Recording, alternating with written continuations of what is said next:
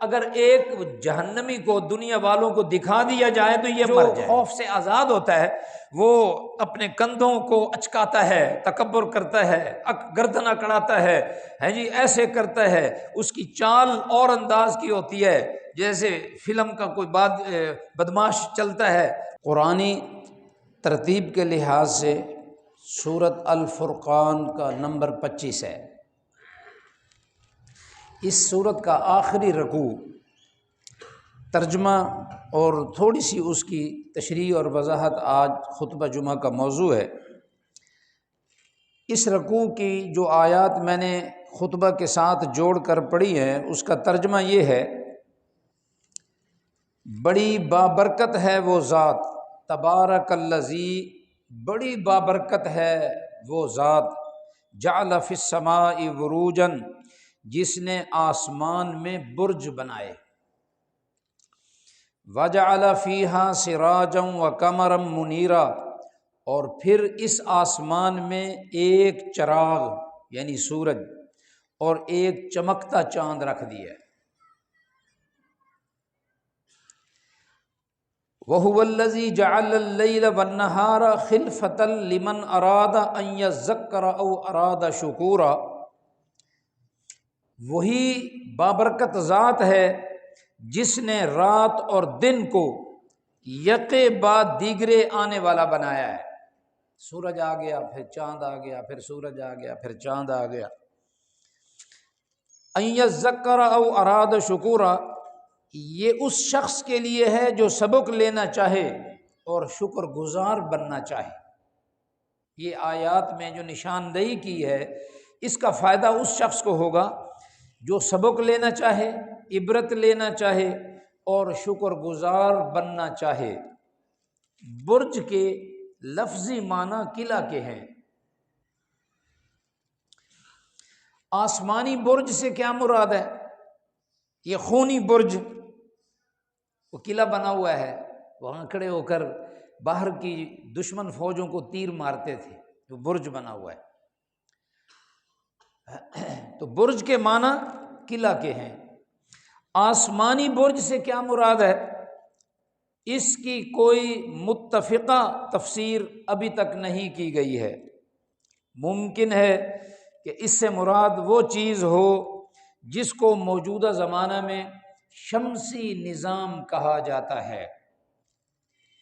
کائنات میں کروڑوں کی تعداد میں شمسی نظام پائے جاتے ہیں اور ایک شمسی نظام میں کروڑوں سیارے جڑے ہوئے ہیں، جھرمٹ ہیں۔ انہی میں سے ایک وہ ہے جو ہم سے قریب ہے اور جس کے اندر ہماری زمین، سورج اور چاند واقع ہیں۔ شمسی نظام کی بے شمار نشانیوں میں سے ایک نشانی زمین کا سورج کے گرد مسلسل گھومنا ہے۔ زمین کے گرد سورج کا مسلسل گھومنا ہے۔ اس کی ایک گردش مدار پر ہوتی ہے جس کو ہم انگریزی میں آربٹ کہتے ہیں۔ یہ گردش ایک سال میں پوری ہوتی ہے اور اس کی وجہ سے موسم واقع ہوتے ہیں۔ اس کی دوسری گردش اس کے محور پر ہوتی ہے اور یہ 24 گھنٹے میں پوری ہو جاتی ہے۔ ایک گردش سال میں پوری ہوتی ہے اور ایک گردش سورج اور زمین کے گرد یہ 24 گھنٹے میں پوری ہوتی ہے۔ اس سے کیا فائدہ ہوتا ہے؟ اس سے رات اور دن پیدا ہوتے ہیں۔ اتنی بڑی اتھاہ خلا میں حد درجہ صحت کے ساتھ زمین کی گردش اور اس کا انسانی مصلحتوں کے اتنا زیادہ موافق ہونا اتنے حیرت ناک واقعات میں سے ہے کہ جو شخص ان پر غور کرے گا وہ شکر خداوندی کے جذبہ میں غرق ہو کر رہ جائے گا۔ یا اللہ، ایسا نظام، نہ سورج ٹکرایا، نہ چاند ٹکرایا، نہ زمین ٹکرائی، نہ مریخ ٹکرایا، جی نہ فاصلے دور اور کم ہوئے، نہ گردشوں اور محور میں کوئی فرق پڑا، کوئی ستارہ نہیں ہے، کوئی مشین نہیں ہے، کوئی گراری نہیں ہے، کوئی جی بیٹری بجلی کرنٹ نہیں ہے۔ اللہ تعالیٰ نے یہ سب کچھ بغیر پلر کے رسوں کے سب کو کھڑا کر دیا اور سب گردش کر رہے ہیں۔ آگے فرمایا وعباد الرحمن یمشون علی الارض ہونا وَإِذَا خَاطَبَهُمُ الْجَاهِلُونَ قَالُوا سَلَامًا۔ رحمان کے بندے تو وہ ہیں، کچھ شیطان کے بندے بھی ہیں۔ قرآن کہتا ہے جو رحمان کے بندے ہیں ان کی کچھ پہچان ہے، ان کے کچھ اوصاف ہیں۔ فرمایا وہ زمین پر عاجزی کے ساتھ چلتے ہیں۔ یمشون علی الارض، ارض مانا زمین، یمشون امشا یمچ چلنا، یمشون علی الارض وہ چلتے ہیں زمین پر ہونن آہستگی سے۔ وَإِذَا خَاطَبَهُمُ الْجَاهِلُونَ قَالُوا سَلَامًا، اور جب جاہل لوگ ان سے الجھتے ہیں، ان سے بات کرتے ہیں تو وہ یہ کہہ کر چلے جاتے ہیں بھائی ہمارا سلام، یعنی مطلب یہ کہ وہ الجھتے نہیں ہیں۔ اچھا یہ الجھاؤ کس بات کا ہے یہ میں آگے بیان کروں گا، ترجمہ پورا ہو جائے ایک چند آیتوں کا۔ والذین یبیتون لربہم سجدا وقیاما، اور جو اپنے رب کے آگے سجدہ اور قیام میں راتیں گزارتے ہیں۔ کچھ ہم جیسے دن میں نماز پوری نہیں کرتے، اور وہ رحمان کے بندے ہیں جو راتوں کو اٹھ کھڑے ہوتے ہیں اور لمبے سجدے اور لمبے قیام میں مصروف ہو جاتے ہیں۔ لذت کی بات ہے، وقت ایسا ہے، اللہ سے ملاقات، اللہ سے گفتگو کی ان کو لذت ملتی ہے، وہ رب سے باتیں کرتے ہیں، رب سے مناجات کرتے ہیں، رب کے آگے جھکتے ہیں، مانگتے ہیں۔ اللہ اکبر۔ اور جب رب کے آگے جھکتے ہیں تو وہ کہتے کیا ہیں، مانگتے کیا ہیں؟ والذین یقولون ربنا اصرف عنا عذاب جہنم ان عذابها کان غراما، وہ کہتے ہیں کہ اے ہمارے رب جہنم کے عذاب کو ہم سے دور کر دے، جہنم کے عذاب کو ہم سے دور رکھ، بے شک اس کا عذاب پوری تباہی ہے۔ اللہ کے رسول نے فرمایا اگر ایک جہنمی کو دنیا والوں کو دکھا دیا جائے تو یہ مر جائے۔ ایک جہنمی کیوں اگر دکھا دیا جائے کہ اس کا ماس کیسے لٹکا ہوا ہے، اس سے کیسے چنگاریاں، دھواں، اس کا مزاج، چہرہ، جلد کس طرح سے وہ گندی اور کالا سیاہ، اور سب یہ کیفیت اس کی دنیا والوں کو جہنمی کا منظر، نقشہ، جسم دکھا دیا جائے، یہ لوگ ویسے ہی مر جائیں، اتنا تباہ کن عذاب ہے۔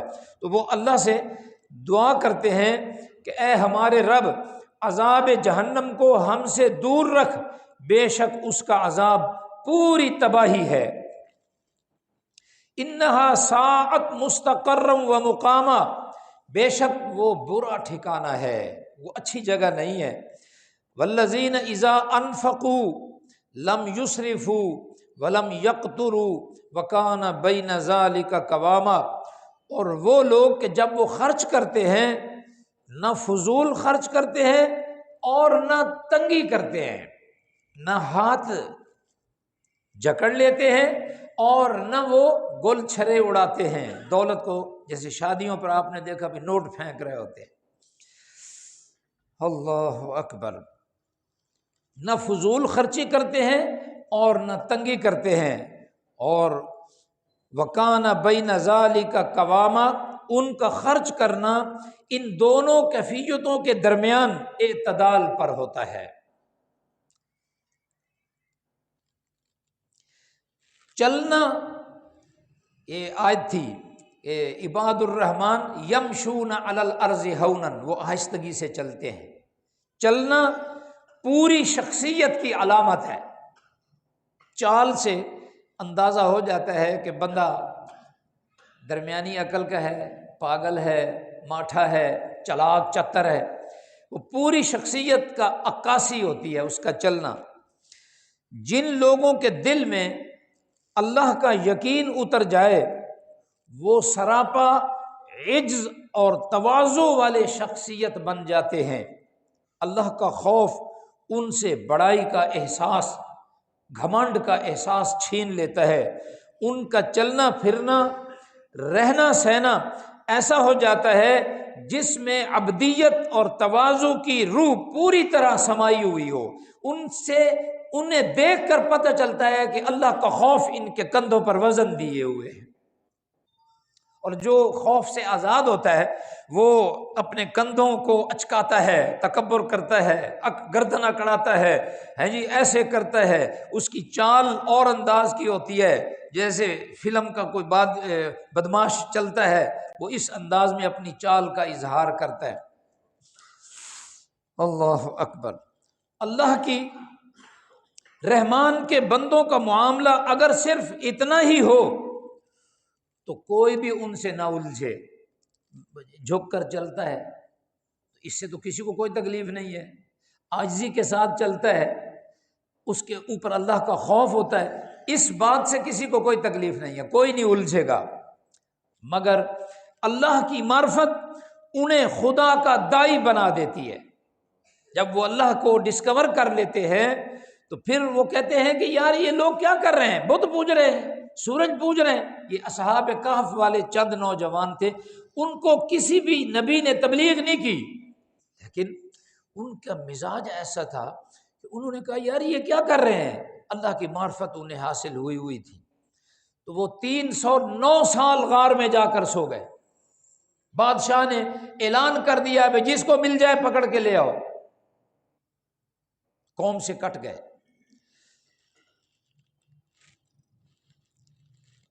جن کو اللہ کی معرفت حاصل ہو جائے وہ خدا کے داعی بن جاتے ہیں۔ بس یہیں سے ان کا دوسرے لوگوں سے ٹکراؤ شروع ہو جاتا ہے، ان کا اعلان حق باطل پرستوں کے لیے ناقابل برداشت ہو جاتا ہے، وہ ان سے ٹکرانے کے لیے آ جاتے ہیں۔ مگر یہاں بھی اللہ کا خوف انہیں جوابی ٹکراؤ سے روک دیتا ہے، وہ ان کے حق میں ہدایت کی دعا کرتے ہوئے ان سے الگ ہو جاتے ہیں، ہدایت کی دعا کرتے ہوئے ان سے الگ ہو جاتے ہیں۔ یہ وہ آیت تھی وَإِذَا خَاطَبَهُمُ الْجَاهِلُونَ قَالُوا سَلَامًا۔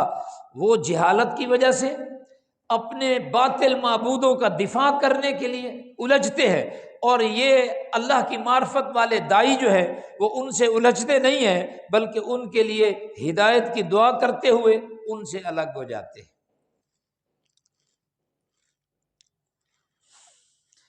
اللہ تعالیٰ کی معرفت ہی کا یہ نتیجہ بھی ہے کہ ان کی زندگی میں ایک کبھی نہ ختم ہونے والی بے چینی شامل ہو جاتی ہے، کبھی نہ ختم ہونے والی بے چینی شامل ہو جاتی ہے۔